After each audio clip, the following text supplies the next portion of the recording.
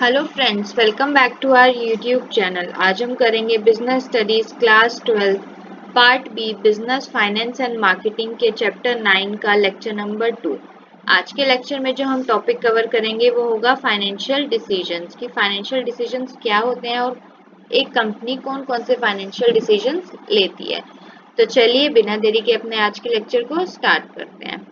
Financial decision, पहला जो financial decision का टाइप है that is investment decision. Investment decision के अंडर दो चीजें आती हैं, कैपिटल बजटिंग और वर्किंग कैपिटल, कि एक कंपनी कहाँ पे पैसा इन्वेस्ट करे, कैपिटल बजटिंग करे, उन जगहों पे पैसा इन्वेस्ट करे जहाँ पे लॉन्ग टर्म इम्प्रूवमेंट या लॉन्ग टर्म रिक्वायरमेंट हो, या वर्किंग कैपिटल की नीड्स को, जो डे टू डे एक्टिविटीज हैं उनकी नीड्स को फुलफिल करने में इन्वेस्ट करे और कितना पैसा लगाए, वो हमारा इन्वेस्टमेंट डिसीजन के अंदर आता है। नेक्स्ट जो फाइनेंशियल डिसीजन का पार्ट होता है दैट इज फाइनेंसिंग डिसीजन, कि किस तरीके से फाइनेंस रेज करना है, किस तरीके से पैसा रेज करना है, इक्विटी से रेज करना है, डेट से रेज करना है, या किसी फाइनेंशियल इंस्टीट्यूशन से पैसे को रेज करना है। थर्ड जो पार्ट आता है फाइनेंशियल डिसीजन का दैट इज डिविडेंड डिसीजन। अब जो डिविडेंड डिसीजन है, किस तरीके से डिविडेंड पे करना है अपने शेयर होल्डर्स को, अपने फाइनेंशियल इंस्टीट्यूशंस को जिनसे हमने फाइनेंसिंग डिसीजन में फाइनेंस रेज किया था, उनको किस तरीके से रिटेन्ड अर्निंग के बेसिस पे या डिस्ट्रीब्यूशन ऑफ डिविडेंड किस परसेंटेज पे होगा, वो सारे जो डिसीजन लिए जाते हैं वो हमारे आते हैं डिविडेंड डिसीजन में। तो तीन मेन जो फाइनेंशियल डिसीजन होते हैं हर फर्म के that is investment decision, financing decision and dividend decision. अब हम आज के लेक्चर में सिर्फ इन्वेस्टमेंट डिसीजन करेंगे। फर्दर गोइंग फॉरवर्ड हम लोग नेक्स्ट दोनों टाइप्स ऑफ फाइनेंशियल डिसीजन के टॉपिक को कवर करेंगे।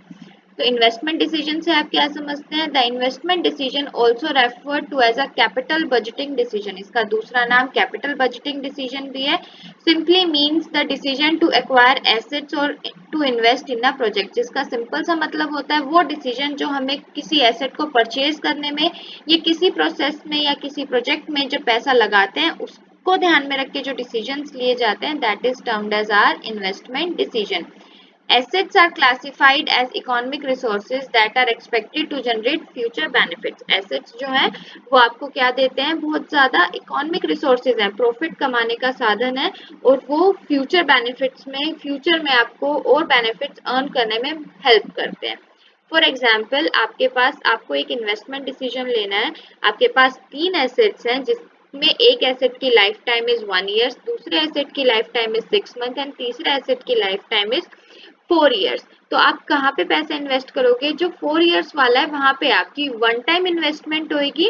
वन टाइम इन्वेस्टमेंट के बाद मुझे इन फ्यूचर वो बहुत ज्यादा क्या देगा, फ्यूचर प्रॉफिट जनरेट करके देगा 4 साल तक। तो आप पैसा कहाँ पे इन्वेस्ट करोगे? 4 साल जिसकी वारंटी है उस वाले एसेट में। तो that is your investment decision, कि आप वन टाइम इन्वेस्ट कर रहे हो और वही चीज आपको फ्यूचर में जाके प्रॉफिट अर्न करके दे रही है। तो ये क्या कहलाता है? हमारा investment decision. The financial manager has to decide about the investment of funds in various business activity.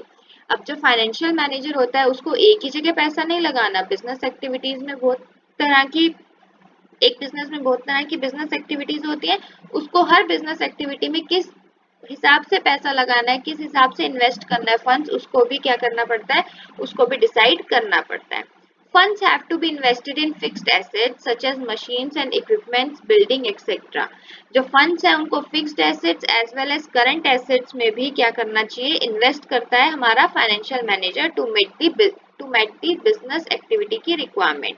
Fixed assets कौन से होते हैं? जो वन टाइम इन्वेस्टमेंट होती है, मशीन्स एंड इक्विपमेंट या बिल्डिंग। और करंट एसेट्स क्या होते हैं? जो raw material, stock of finished goods और लेबर की पेमेंट करना, that is your current assets. तो एक फाइनेंशियल मैनेजर को ये भी डिसाइड करना होता है कि उसको fixed as well as current asset दोनों में इन्वेस्ट करना है, तो उसका investment decision should be best. Decision related to investment in fixed asset is known as capital budgeting.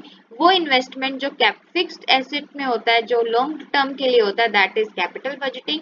And those relating to investment in current assets, वो जो current asset में investment होती है वो क्या कहलाता है? हमारा वर्किंग कैपिटल डिसीजन कहलाता है। नेक्स्ट आता है investment decision should be taken very carefully because of the following implication. Investment decision को बहुत ध्यान से इम्प्लीमेंट करना चाहिए। क्यों? क्योंकि उसमें कुछ इम्प्लीकेशंस लगती है। कौन कौन सी होती है? Investment decision does not Investment decision involves commitment of huge financial resources. Funds have to be procured from different sources. Investment decision में क्या होता है? आपका बहुत पैसा लगता है, वो फाइनेंस पूरा का पूरा मनी पे डिपेंड करता है और वो नमी जो वो मनी है वो आपको क्या करनी पड़ती है? डिफरेंट सोर्स से प्रोक्योर, डिफरेंट सोर्स से रेज करनी पड़ती है। वो इक्विटी शेयर होल्डर्स हो सकते हैं, वो प्रेफरेंस शेयर होल्डर्स हो सकते हैं, वो इशूइंग ऑफ बॉन्ड हो सकता है, इशूइंग ऑफ शेयर्स हो सकता है, कुछ भी हो सकता है। तो उस चीज को भी क्या करना पड़ता है? एक फाइनेंशियल मैनेजर को ध्यान में रखना पड़ता है। नेक्स्ट आता है investment of funds in capital assets means long term commitment. वो कैपिटल एसेट्स में जब फाइनेंशियल मैनेजर डिसाइड करता है इन्वेस्ट करने का, तो वो एक लॉन्ग टर्म कमिटमेंट होती है। इसका मतलब है कि फंड्स जो होते हैं वो बहुत लंबे टाइम के लिए ब्लॉक हो जाते हैं और इमीडिएट रिटर्न जो है आपको नहीं मिलता। जैसे अगर आपने किसी चीज पे आज इन्वेस्ट किया है या कोई शेयर आपने आज खरीदा है, तो आपको तुरंत की तुरंत उस पर अच्छा डिविडेंड नहीं मिलेगा, अच्छा प्रॉफिट नहीं अर्न होगा। हो सकता है कि आपको इन फ्यूचर उस पर अच्छा प्रॉफिट हो और उसके प्रॉफिट को अर्न करने में आपको टाइम लग जाए। तो इमीडिएट रिटर्न आप किसी भी इन्वेस्टमेंट डिसीजन पे एक्सपेक्ट नहीं कर सकते अगर वो लॉन्ग टर्म कमिटमेंट है तो। थर्ड जो आता है that is investment decision might affect the profitability and growth of company in future. अब अगर आपका इन्वेस्टमेंट डिसीजन ही गलत हो जाएगा, जो आपने सोचा था उसमें रिजल्ट नहीं करेगा, तो ऑब्वियसली कि आपकी प्रॉफिटेबिलिटी अफेक्ट होएगी और जो कंपनी की ग्रोथ है वो भी क्या होएगी? इफेक्ट होएगी। तो ये 3 पॉइंट्स हैं जो आपको ध्यान रखने चाहिए before implementing any investment decision. Next topic जो आता है वो है फैक्टर अफेक्टिंग इन्वेस्टमेंट डिसीजन। कौन से फैक्टर्स हैं जो इन्वेस्टमेंट डिसीजन को अफेक्ट करते हैं? पहला है cash flows of the project. एक प्रोजेक्ट का कैश फ्लो कि कितना इन कैश आ रहा है, कितना कैश आ रहा है हमारे पास, कितना हमारा खर्च हो रहा है, क्या हमारे पास बच रहा है, एक शॉर्ट पीरियड ऑफ टाइम में हम कितना इन्वेस्ट कर पा रहे हैं, कितना प्रॉफिट अर्न कर पा रहे हैं। उन सब के कैश इनफ्लोज को भी क्या करता है? हमारा एक प्रोजेक्ट का कैश फ्लो भी हमारे इन्वेस्टमेंट डिसीजन को अफेक्ट करता है। अगर हमने बहुत ज्यादा ही इन्वेस्ट कर दिया है लेकिन फ्यूचर में कोई भी हमें प्रॉफिट अर्न नहीं हो रहा, तो that investment decision will result in demotivation. एक फाइनेंशियल मैनेजर डिमोटिवेट हो जाएगा और कंपनी को लॉस हो जाएगा। नेक्स्ट है rate of return. A company should compare the return rate expected from different investment proposal.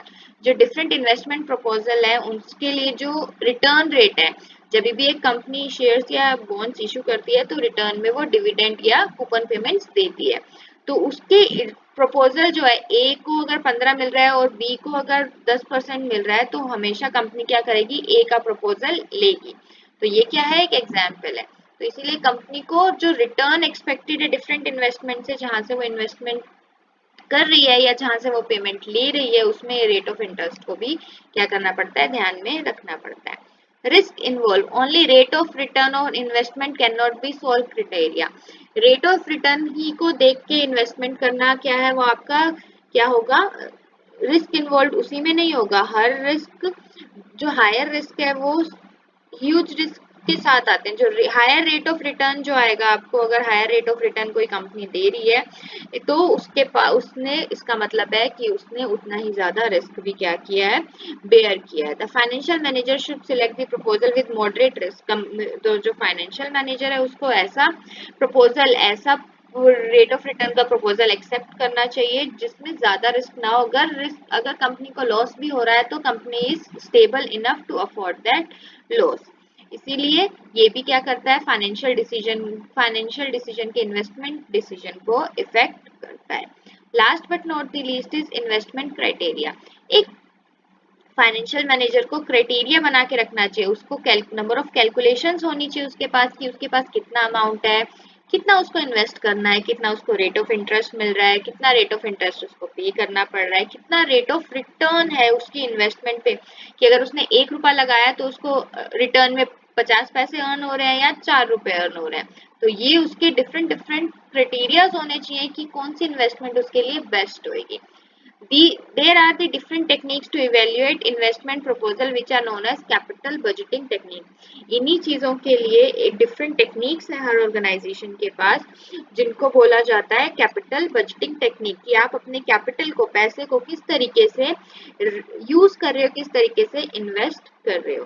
तो ये चार थे हमारे फैक्टर्स जो अफेक्ट करते हैं हर फर्म की इन्वेस्टमेंट डिसीजन को, या आप कह लीजिए इन चार फैक्टर्स को हर फाइनेंशियल मैनेजर को अपने माइंड में रखना चाहिए before implementing any investment decision. तो आई होप आपको इन्वेस्टमेंट डिसीजन का टॉपिक अच्छे से समझ में आ गया होगा, बट अगर आपको कोई डाउट है तो प्लीज आप मुझे कमेंट सेक्शन में कमेंट करके जरूर बताएं। हम अपने अगले लेक्चर में फाइनेंशियल डिसीजन का नेक्स्ट पार्ट जो था फाइनेंसिंग डिसीजन, उसके टॉपिक को कवर करेंगे। Till then, stay safe. Thanks for watching. Please like, share and subscribe our channel for more videos.